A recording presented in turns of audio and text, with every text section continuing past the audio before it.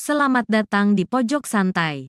Sebelum Anda mendengarkan audiobook ini, kami menginformasikan bahwa channel ini adalah review audio dari buku yang ada di Indonesia. Untuk membaca keseluruhan buku ini, kami menyarankan membeli buku aslinya di toko buku kesayangan Anda, baik offline maupun online. Keberadaan channel ini dimaksudkan untuk membantu Anda mendapatkan pengetahuan dari buku-buku kesayangan Anda. Jangan lupa untuk subscribe, like, dan komen. Selamat datang di Pojok Santai, channel khusus yang membahas komik dan novel dengan cara asik. Mapati Jaeng Rono akhirnya berhadapan dengan Dewa Maling Baju Hitam. Akankah terjadi pertarungan di antara mereka? Yuk langsung saja disimak video berikut ini.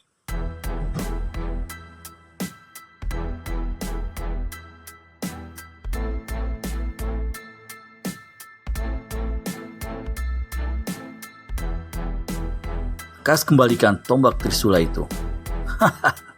Silakan ambil sendiri, saut Dewa Maling Baju Hitam seenaknya dan sambil menimang-nimang tombak Trisula yang dipegangnya di tangan kiri.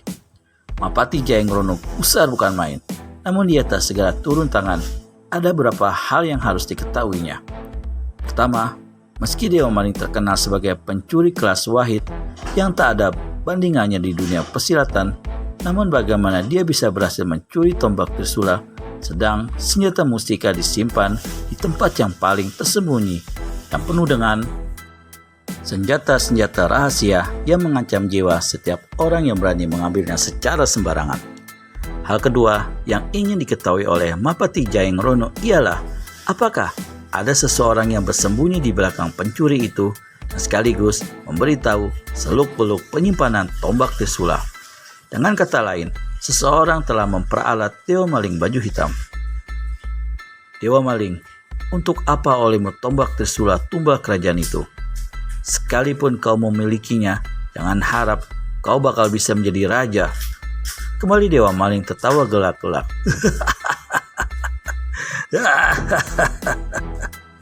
Aku mau jadi raja atau mau jadi setan pelayangan, itu bukan urusanmu Mapati, sautnya. Jika kau mau mengembalikan senjata itu dan menerangkan siapa orang yang berdiri di belakangmu, aku akan bikin habis persoalan. Dan di samping itu, aku akan berikan hadiah besar untukmu. Sudahlah Mapati, kau kembalilah ke kota raja. Kenapa memusingkan benda yang bukan milik bapak moyangmu? Marahlah Mapati Jaeng Rono.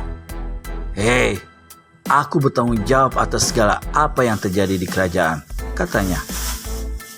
Kau tetap keras kepala, jangan harap kau bakal melihat matahari pagi. Kalau begitu yang sebetulnya buru-buru ingin mati Jaeng Rono. Marilah, ku tolong kau mencari jalan ke neraka. Habis berkata begitu, Dewa Maling Baju Hitam melompat dan menyerang dengan mempergunakan tombak Trisula. Senjata mustika bermata tiga itu menusuk sebat ke dada Mapati Jaeng Rono. Trang! Bunga api berpercikan. Dewa Maling Baju Hitam kaget bukan main. Dia hampir tak melihat kapan lawannya itu mencabut pedang yang tergantung di pinggang kirinya. Dan tahu-tahu senjata itu sudah berada di tangannya, dipakai untuk menangkis serangan tombak Trisula. Memang dalam ilmu pedang, Mapati Jaeng Rono memiliki kepandaian yang tinggi sekali. Pada umur 35 tahun, dia sudah dijuluki sebagai Raja Pedang dari Pajang.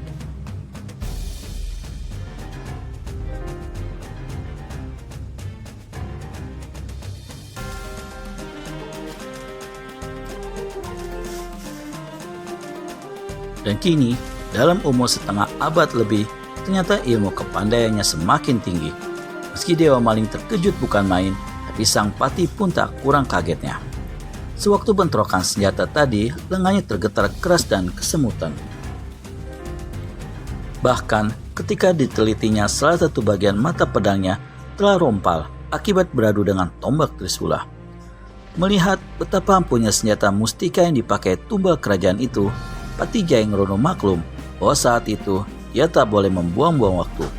Maka begitu menyerang, dia segera mengeluarkan ilmu pedang yang paling hebat dan selama ini menggetarkan dunia persilatan di Jawa Tengah. Di lain pihak, Dewa Maling memaklumi bahwa dalam ilmu silat bersenjata, dia hanya akan sanggup melayani Raja Pedang dari Pajang itu dalam tempo yang singkat. Untuk itu, dia harus mengandalkan kegesitan atau mengusahakan menghantam pedang lawan dengan tombak Trisula atau cepat-cepat angkat kaki dari situ dengan mempergunakan tipu muslihat. Namun meski bagaimanapun, kegusaran yang ada di hati Dewa Maling membuat laki-laki ini memutuskan untuk melayani terlebih dahulu sang pati sampai beberapa puluh jurus. Demikianlah, maka kedua orang berilmu tinggi itu saling bertempur dengan hebatnya dalam gelapnya malam. 20 jurus berlalu. Saat itu, Dewa Maling sudah berada di bawah angin. Serangan pedang lawan datang bertubi-tubi, kadang-kadang mencurah laksana air hujan. Tua ini, lihai betul, maki Dewa Maling baju hitam dalam hati.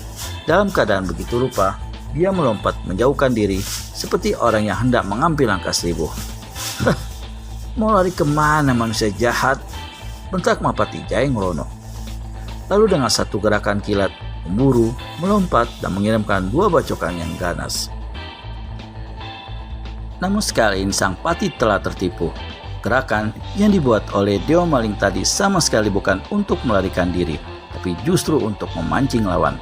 Sewaktu Jayeng Rono melompat ke arahnya dengan membacokkan pedang, laksana seekor kelinci dengan gesit, Dewa Maling melompat ke samping, lalu menyelinapkan satu tusukan tombak ke bagian tubuh sebelah bawah lawan yang tidak terjaga. Karena bacokannya mengenai tempat kosong, dengan sendirinya serangan balasan Dewa Maling membahayakan sekali bagi Jayeng Rono. Dengan sebat, pati ini membebatkan pedangnya ke bawah, karena dalam posisi begitu rupa, cara itulah satu-satunya bagi dia untuk dapat menyelamatkan jiwanya. Justru memang inilah yang dikehendaki oleh lawannya. Melihat lawan membabatkan senjata ke bawah, Dewa Maling dengan keras memukulkan tombak Trisula ke atas, menyongsong senjata lawan. Raja Pedang dari Pajang terkejut namun kasip. Tak ada kesempatan lagi untuk menghindarkan bentrokan senjata tersebut. Trang! Pedang di tangan Mapati Jayeng Rono patah 2. Jayeng Rono cepat melompat mundur, sedang di hadapannya Dewa Maling tertawa mengekeh. Tangan kanan melintangkan tombak Trisula di depan dada, dan tangan kiri bertolak pinggang. Jayeng Rono, sayang kau terlalu keras kepala. Sudah ditakdirkan bahwa kau tak bakal melihat matahari esok pagi. Dewa Maling menerjang ke muka. Tombak Trisula berkilbat menderu. Jayeng Rono berusaha menangkis sedapat-dapatnya dengan sisaan patahan pedang yang masih ada di tangannya, sedang tangan kiri melepaskan satu pukulan tangan kosong yang dahsyat. Maki Dewa Maling karena dia tak menyangka kalau lawannya sudah tak berdaya itu masih memiliki pukulan sakti yang hampir saja menghantam dirinya. Kalau dia tidak lekas-lekas menyingkir, maksanya membatalkan serangan mautnya tadi.